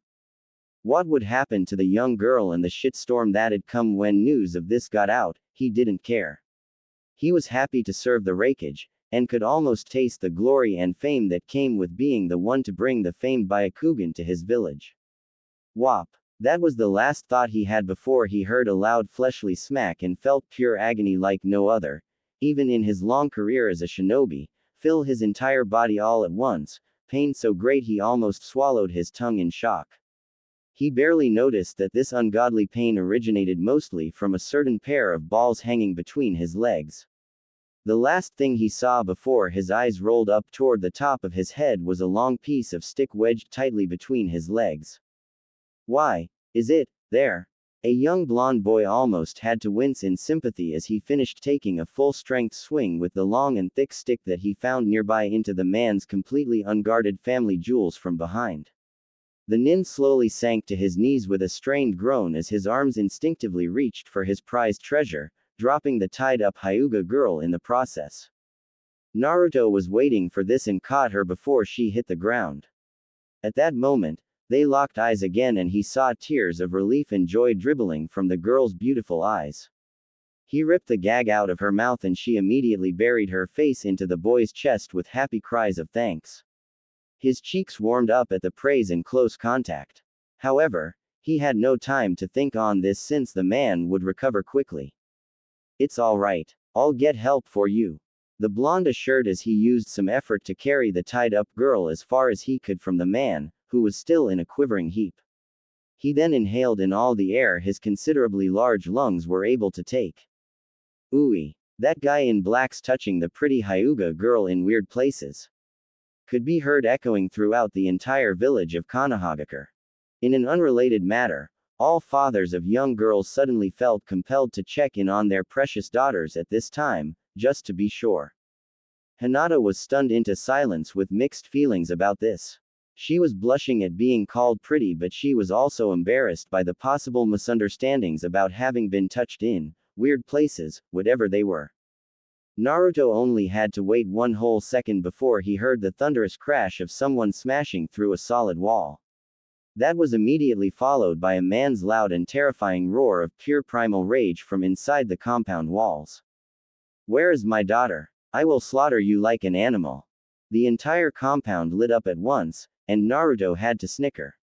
He figured something like this would happen after years of dealing with Ino's father and his overprotective nature. Apparently, this was something only a father and a daughter shared. With his sensitive hearing, he heard thundering footsteps zeroing on this location fast. Good, he and the girl should be able to get out of this uninjured. You goddamn brat. I'll kill you. Startled, Naruto quickly turned around and instinctively pushed the tied-up girl onto the ground behind him. He only had enough time to see the man in black standing on shaking legs, with one hand clearly wrapped around his abused nuts and the other outstretched in front, before he felt a small twinge in his chest and heard a wet squelch. He then heard the girl cry out in terror from behind. Why was she screaming like that? At that moment, a tall and enraged pale-eyed man with long straight black hair leapt over the wall and landed between the two children and the surprised black-clad man. If it wasn't for the seriousness of the situation, it would have been hilarious to see a man of high nobility standing barefoot and bare-chested on the walkway in his white silk pajama pants, shredded and dirtied by his alternative to using a door just a moment ago. Not to mention his wild and disheveled hair. The new arrival growled out wrathfully as he caught sight of the kidnapper. Before the black-clad man could get a word out, the Hyuga man snarled and charged at the assailant with his Byakugan blaring. In under a second he struck multiple times with fatal precision as all chakra-enhanced strikes were aimed at the forehead, throat, lungs, kidneys, and heart. It was all over so quickly when the black-clad man fell, already dead, into a broken heap with so much dark blood pooling underneath that the moon reflected off it easily. Naruto had to admire the way that powerful man quickly dealt with the kidnapper. This man also had to be the girl's father too, from the relief clearly displayed in his eyes upon seeing the girl safe and sound, if only tied up for the moment. Though the blonde couldn't understand why they changed to extreme alarm upon shifting their gaze to him. Before he could say anything in greeting, his head instantly became light, his eyelids felt heavy, and it felt like he was falling slowly to the right. He didn't understand this, he should have been perfectly all right. Was this why the girl behind him was still crying out in anguish?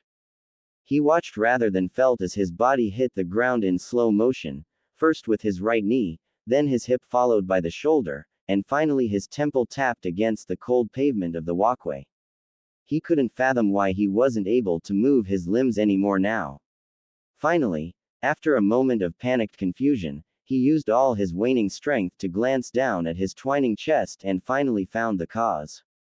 A small kunai was embedded into the very center of it, almost up to the handle, courtesy of the black-clad man before his brutal death. It was this damn thing. I need to pull it out, he thought, clearly going into total shock. But no matter what he tried, he couldn't muster the strength to move even a finger. He needed to remove this bothersome thing so the girl wouldn't have to cry any longer than necessary. His eyelids drooped even lower, despite his best efforts to keep them open. He felt himself being gently turned and laid on his back. He finally took a good look at the Hyuga man that moved him. He looked like a stern and stoic man. However, at this time, he could see clear concern in the man's pale eyes with the veins bulging around them. He also could hear the man's quickened breathing, apparently trying to work on his grievous injury. He also glimpsed the tear-streaked face of the cute Hyuga girl he just saved standing behind the man, apparently freed from her bindings now. Please, you need to stay alive. The pale-eyed girl cried out in anguish as her entire body trembled at the sight of so much blood gushing from the young blonde boy's chest. That was when it struck Naruto as his breathing became shallow and his throat began to flood with blood, making each labored breath that escaped sound like a wet gurgle. His wound was definitely fatal. There was no coming back from this one, he was sure. He didn't even feel anything as he watched the man quickly pull the kunai out with a wet snick, ripped his shirt off, and wadded it up to apply pressure to the gushing wound. The man then shouted something unintelligible at some far-off location, apparently addressing other people that must have arrived recently. Naruto's last sight was the heart-wrenching vision of the indigo-haired girl's tear-streaked and grief-stricken face, still desperately imploring for him to stay alive with her beautiful lavender-tinted eyes. His last thought came before total blackness took him. Damn it, I'm not coming back from this one, and this time I don't want to go. Talk about irony. I wanted to be able to grow up and protect my friends, but I guess I won't be able to do that now. At least I saved that cute girl. That was Better than most people could do. Hinata and Hiashi, get any of our physicians here now, and make haste. I want this child kept alive. Hiashi shouted at the group of Hyugas gathering nearby as he kept the pressure on this child's gaping wound, with no trace of his usual composure present. Some of them obeyed and left in search of an available medic inside the compound. The others were reluctant. Hiashi-sama, we shouldn't treat him. Don't you know who he is? We can finally get rid of this brat. An older Hyuga man was cut off as he choked under Hiashi's impressive killing intent directed toward him.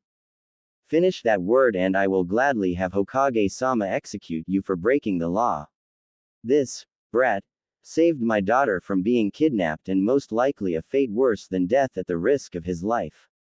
I owe it to him to keep him alive. Enough of your bullshit and be gone with your ineptitude. He roared at the trembling Hyugas, his Byakugan blaring with promise of a painful fate for anyone who dared to object further. Only his younger identical twin brother opted to step up to the boy's body in an effort to help him out. Brother, his blood flow is slowing down too quickly and his chakra network is fading. What can we do now? Hazashi spoke softly as he kneeled down and checked the boy over with his Byakugan. Hiashi could only respond with a frustrated growl as he desperately tried to keep the boy alive even a second longer by increasing pressure on the wound. Hinata barely noticed her frantic father and uncle next to her as she continued to stare down at the blonde boy's still impaling form. She was completely numb inside as her tears stopped.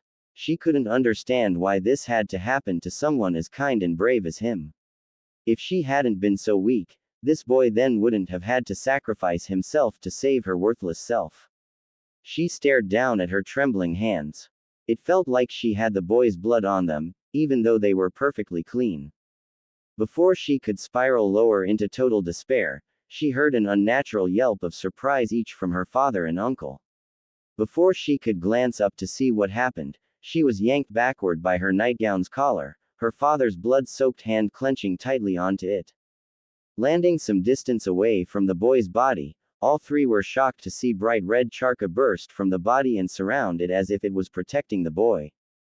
Hiashi and Hazashi had to deactivate their Byakugan lest they became blinded by the dense and pure chakra radiating from the boy. They also had to resist the familiar and overpowering presence in the atmosphere as the other Hyugas scrambled to get away from the body as quickly as possible. The clan head heard his daughter cry out in shock. Father, what is this? Is it hurting him? Hinata exclaimed with none of her usual stutter, pulling hard at her father's death grip on her collar in an instinctive effort to protect her savior from whatever it was. Her father shushed harshly to get her to calm down a bit, and took a moment to stare at what was happening before them. He shared an astonished expression with Hazashi before replying. No, it seems to be healing the wound as if it was nothing, he murmured in amazement as he observed the young child's gaping wound beginning to close.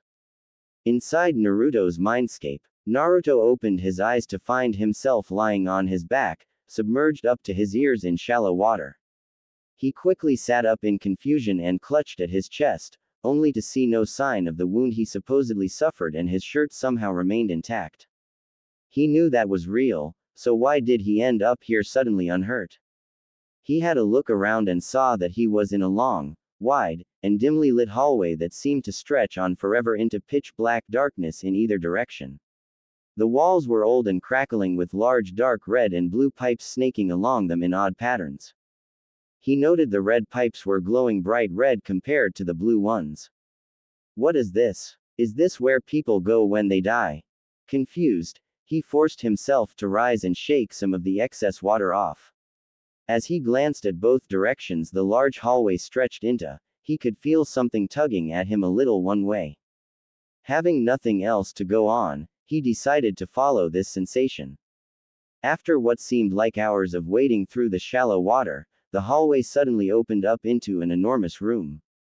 Red and blue pipes covered nearly every inch of the walls on both sides and even the ceiling, but that wasn't what caught Naruto's attention as he could now feel a very powerful presence in here.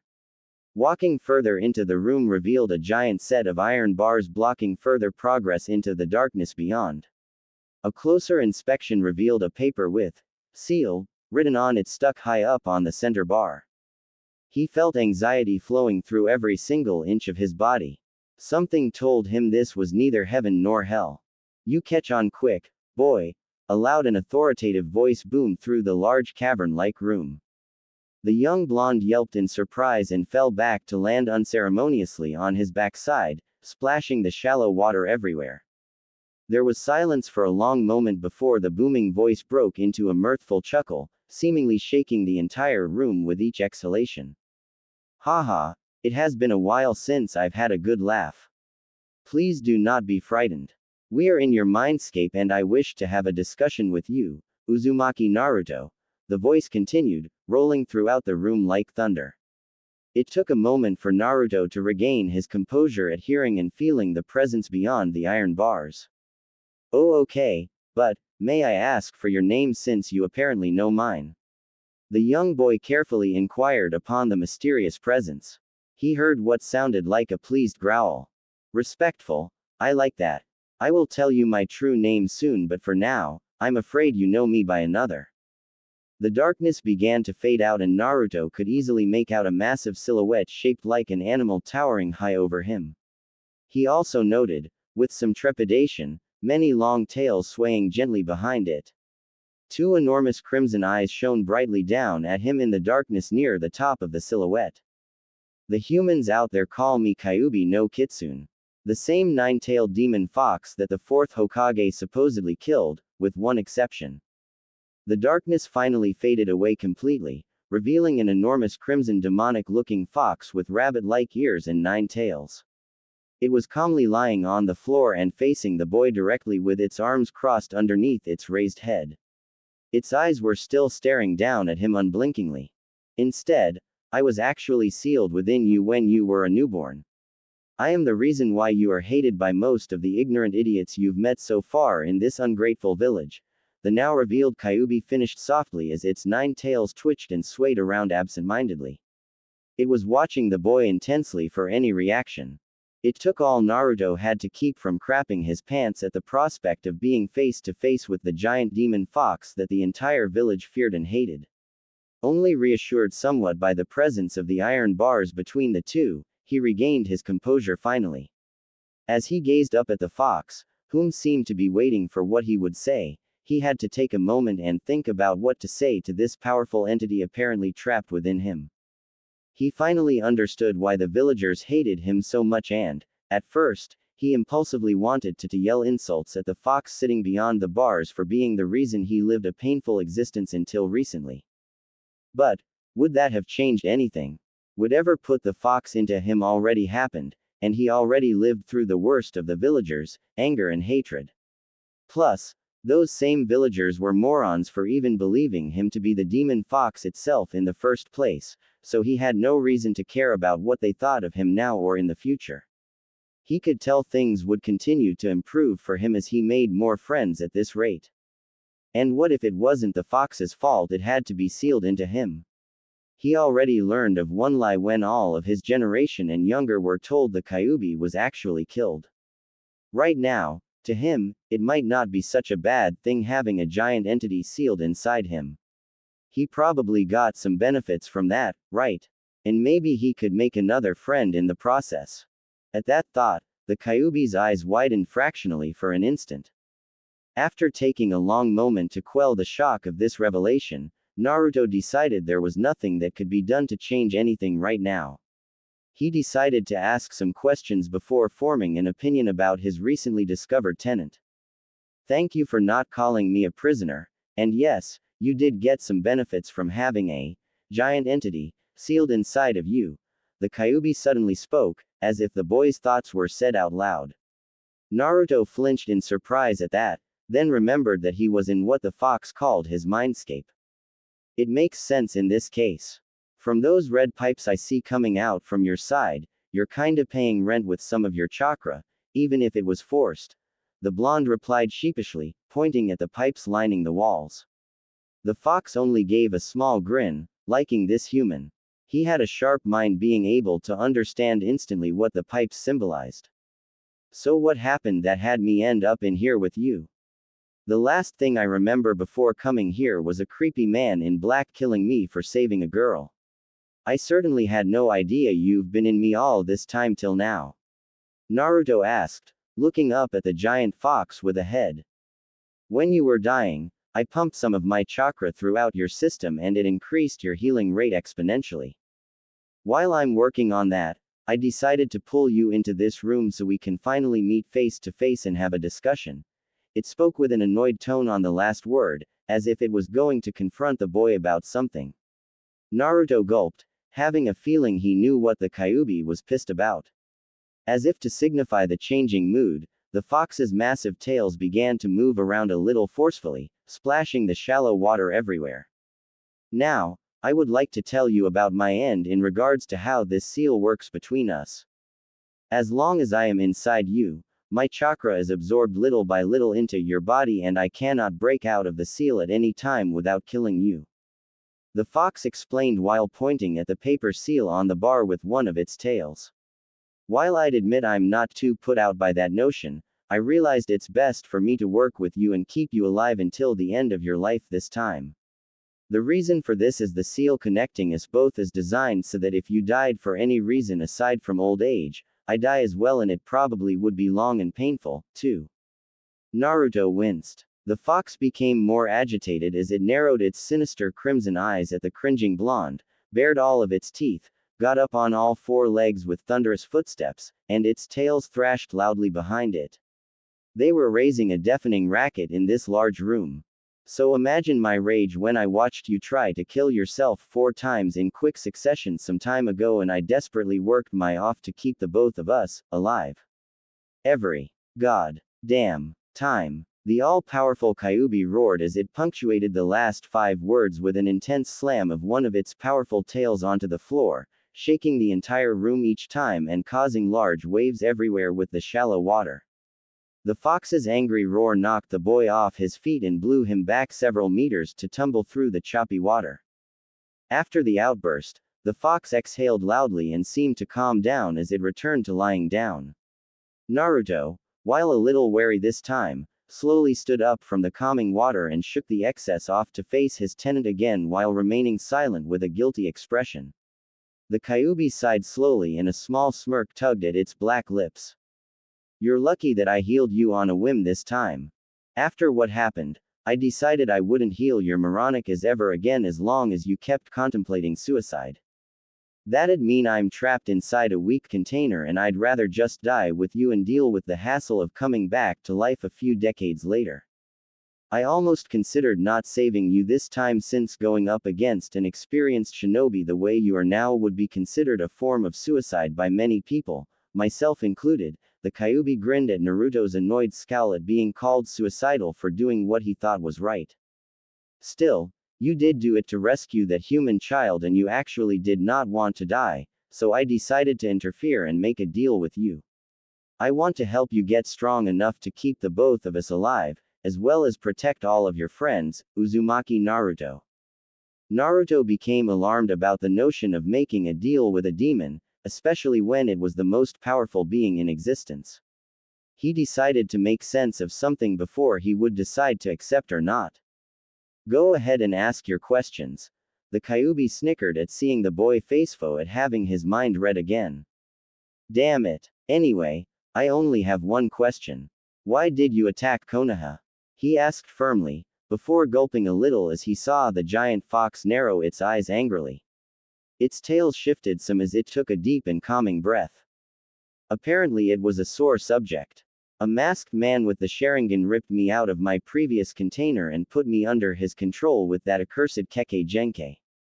I was then taken to your village and forced to rampage through it until your 4th Hokage came and sealed me into you, and that's how we got here. I should warn you that man apparently needed my power for something far beyond simply rampaging through some human village, at least before he was stopped and released his control over me just before I was resealed.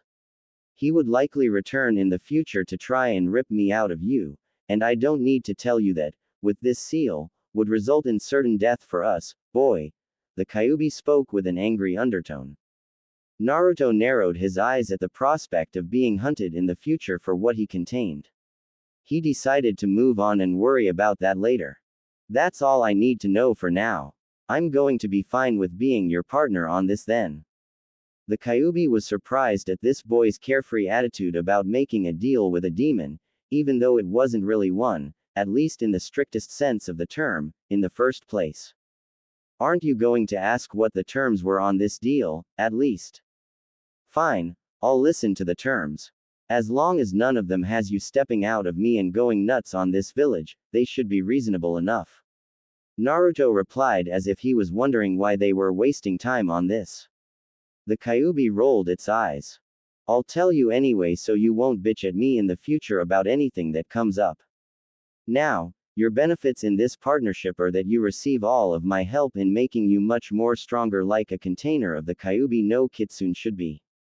That includes, but is not limited to, physical training, learning to control your chakra efficiently, receiving my fire affinity and several of my own personal fire jutsu, my knowledge of tactics and strategies, genjutsu, taijutsu, kenjutsu, and the ability to control your own tailed beast transformation after you've trained long enough.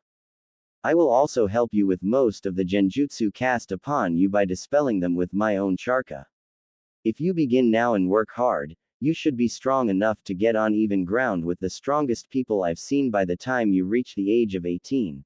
The Kyuubi had to hold back a smirk at seeing the boy's expression of wonder and amazement. I have 4 terms of my own in this partnership.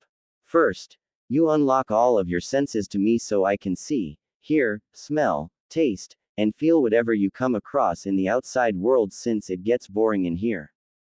A simple agreement between us is all the intent it should take for the seal to allow me to actively link up with you. Up until now, I could only find out things about you by reading your memories. We'd also now be able to speak to each other without you having to come here every time, and you also benefit by having your senses heightened even further thanks to my own senses merging with yours. Either of us can still cut the link for some privacy if needed. Why should I care about my privacy if I'm going to trust you?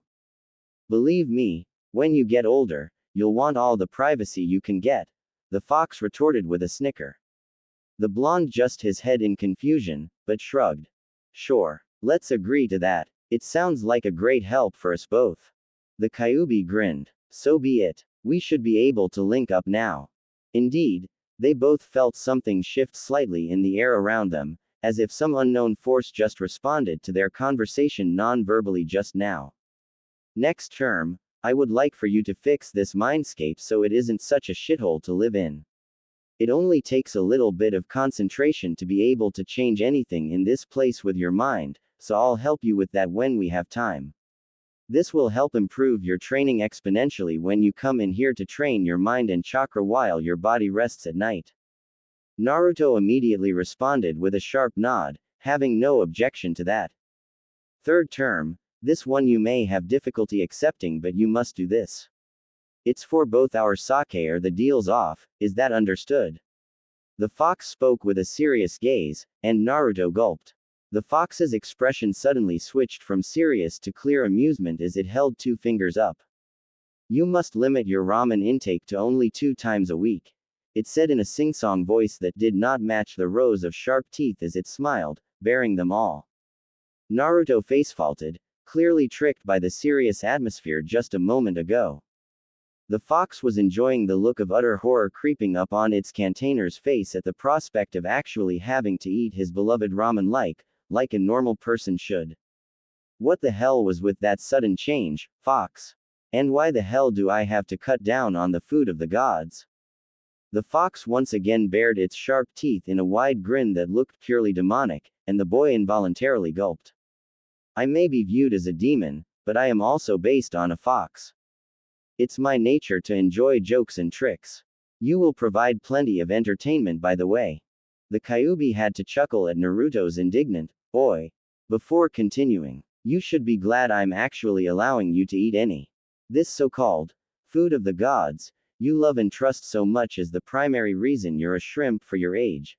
The fox spoke bluntly, holding its right hand up to show its pointer and thumb with very little space between them, as if to denote smallness. Naruto got a tick mark on his temple at the sight. I can help you craft a strong body from here in combination with your extreme physical training, but I can only do so much without proper nutrition. It was a good thing you still occasionally visit your friends for dinner lately aside from your 5 meals of ramen every day, otherwise you'd have been a malnourished prawn at this point. The fox finished with its pointer and thumb growing even closer together to punctuate the malnourished prawn insult. Naruto developed another tick mark, and had to take a minute to calm down. Grr.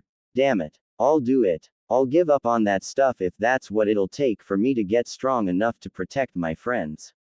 The blonde declared more for himself than for the fox in front of him as if to steel his nerves in face of that horrible, horrible reality. Very good. Before we move on, I forgot to mention that I'm female, and you may call me by my given name, which is Kurama. I just wanted to clear that up since I'm getting tired of you referring to me as it.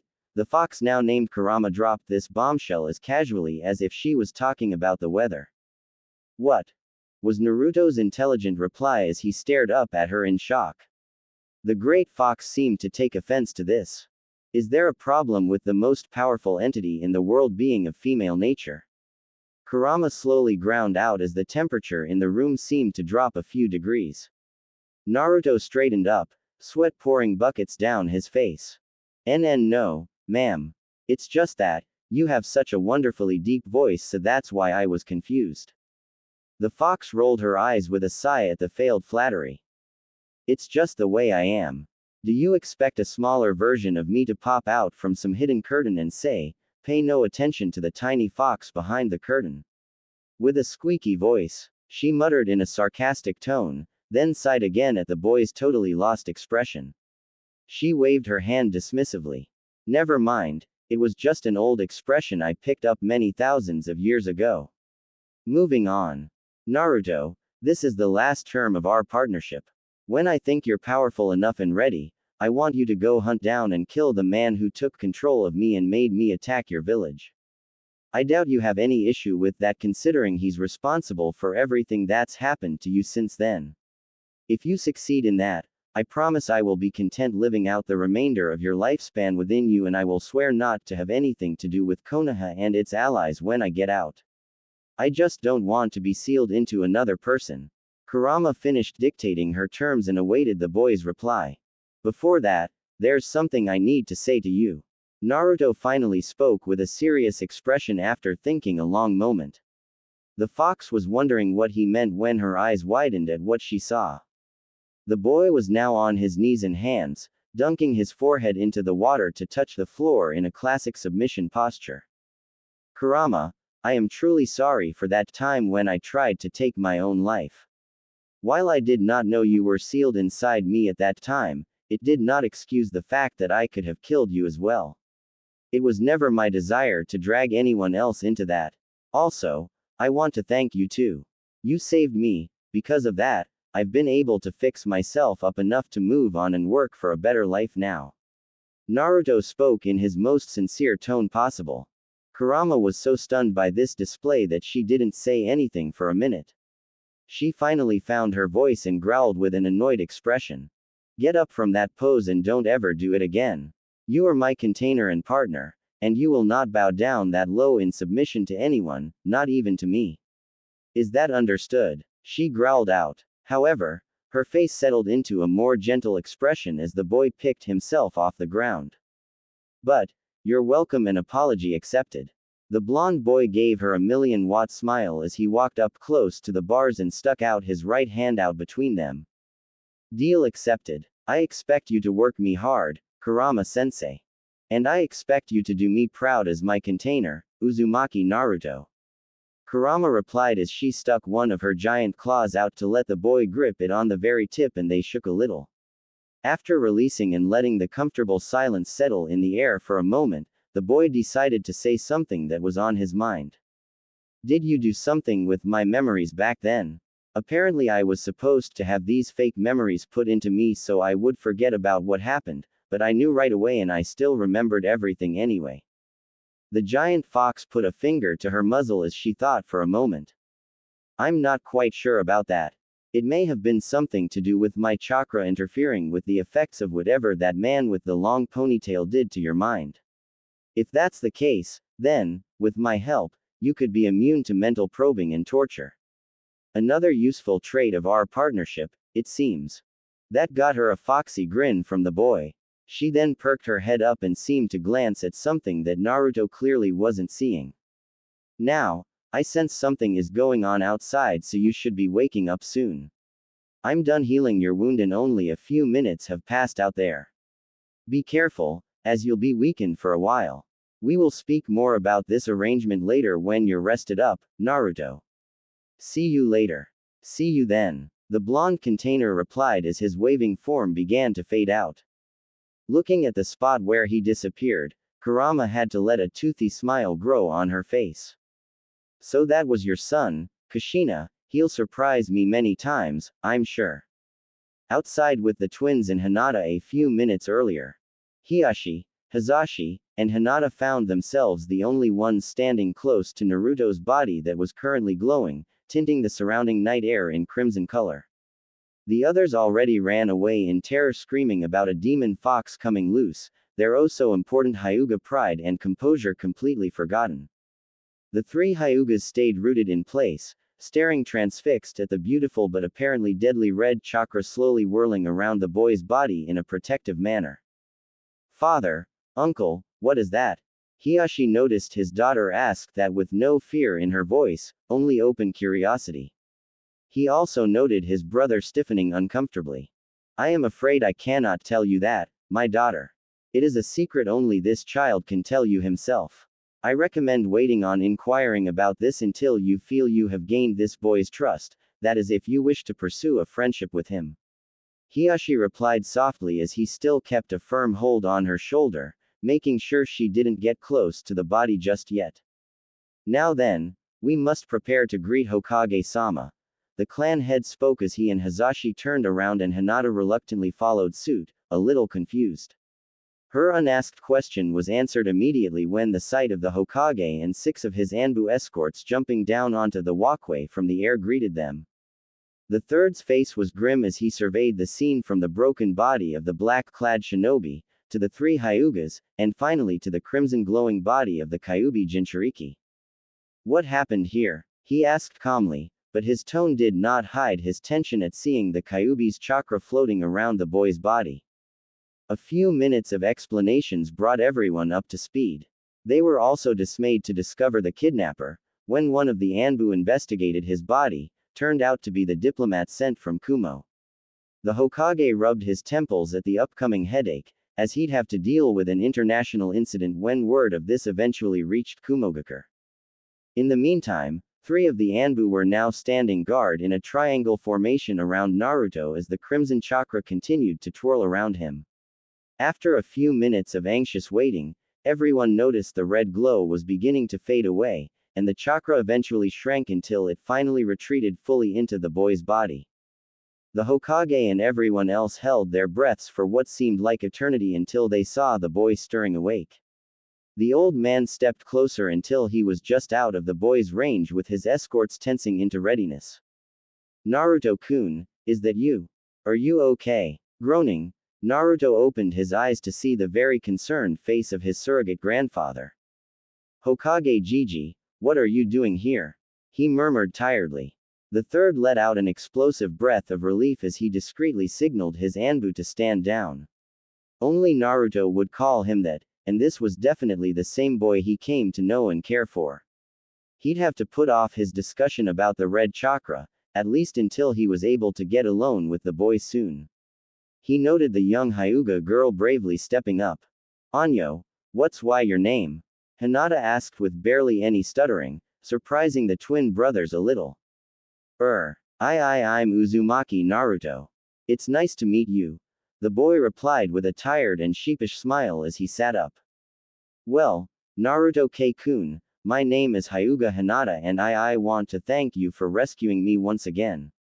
I'm glad you do not seem to be hurt anymore now. Hinata quietly stated before she quickly reached in for a hug. It was all Naruto could do to not jump in surprise at being suddenly hugged by someone other than Ino and her mother. After getting used to it, he thought it felt very nice and warm. Hinata, on the other hand, was blushing scarlet at such an impulsive action.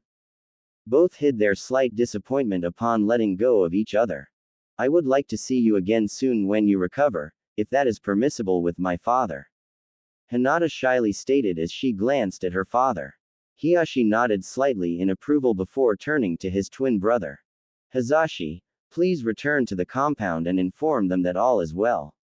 Take my daughter with you as well, and guard her and Hanabi until I return. Hiashi requested of his younger brother. He got an affirmative nod in return and turned back to Hinata. My daughter, you should get back to check on your sister and Tomo-san. I am sure they are worried about you. Afterward, get cleaned up and await my return before you retire to bed. I will remain here for a moment longer. Hiashi commanded of the little Hyuga, who quickly bowed her head to everyone and made her way back into the compound with her uncle. Hiashi then kneeled down next to the tired boy. Uzumaki-san, my name is Hyuga Hiashi and I am the head of my clan. I wish to express my heartfelt gratitude to you for saving Hinata. You are welcome to come by the compound any time my daughter wishes to meet with you. I also have to admit it was very clever of you on how you alerted us to the kidnapping. Hiashi remarked with a slight twinkle in his eyes. Naruto had the decency to look sheepish. It was all I could think of. I've seen how protective parents are of their children, especially a father and his daughter. I had to get help as fast as possible, sir. Hiashi nodded with a small but amused smirk before continuing. In addition, if you desire help with any situation, please come to me soon and we will discuss it. I will do my best to provide you with solutions. The Hyuga head spoke in his most sincere tone and bowed his head slightly. Naruto was caught unsure on what to do with this unexpected display from one of the most powerful and influential noblemen in the village. He almost flinched when Kurama's voice spoke quietly into his head. Naruto. It's me, Kurama. Do not speak. Only think your responses when you're talking to me, okay? Respond to him with respect. Make sure to use the proper suffix and be modest. We're going to need his support in the future if we want our lives to be a bit easier, and it's important we secure it now. Gotcha. Naruto thought quickly, and took a moment as he considered his response. Hiashi-sama, thank you for your generous offer. I just did what I had to do when I came across that guy, even if it hadn't been your daughter in his clutches. Anyone else would have done the same, I'm sure. Excellent response, Naruto. Nonsense, Uzumaki-san. You were there and that is all that matters now. My offer will always be available indefinitely. I shall be seeing you soon. Hiashi smoothly replied with some admiration for Naruto's humbleness. He then stood up before inclining his head slightly. Have a good night and get some rest, Uzumaki-san. He added before moving over to the Hokage for a few words. Looks like we won his support. Don't do anything to screw that up. Besides, that female child will likely grow up to be a good mate to you in the future. Kurama murmured offhandedly. What's a mate? Naruto swore he heard the giant fox facefo in his head. Don't mind that for now, and I'll explain in the future. I keep forgetting you're just a young human child. Naruto thought about inquiring further about that term before he froze as he noticed someone's terrifying presence looming over him. He creaked his head robotically around and up to see his surrogate grandfather's peering face. The old man's gaze was deadly serious. The boy also noticed no one else were in sight around the two of them for some reason. Now, Naruto-kun, tell me what happened for you to have your apparently fatal wound miraculously healed by some crimson chakra, the third demanded in a tone that brooked no liar half-truth. Naruto gulped loudly. Oi, what do I say, Kurama? Sorry kiddo, you're on your own with this one. That guy scares the shit out of me too. Good luck. The fox said quickly before signing off for the night. Oi, don't leave me alone with the scary old man. Come back. Naruto screamed futilely in his head, before he slowly glanced up to the third again with growing dread. Well then, please speak, Naruto-kun. The third leaned in over him with a closed eyes grin. However, behind the grin was a promise that unspeakable horrors would be brought down on Naruto if he did not satisfy the god of shinobi with his explanation. The blonde hero gulped loudly.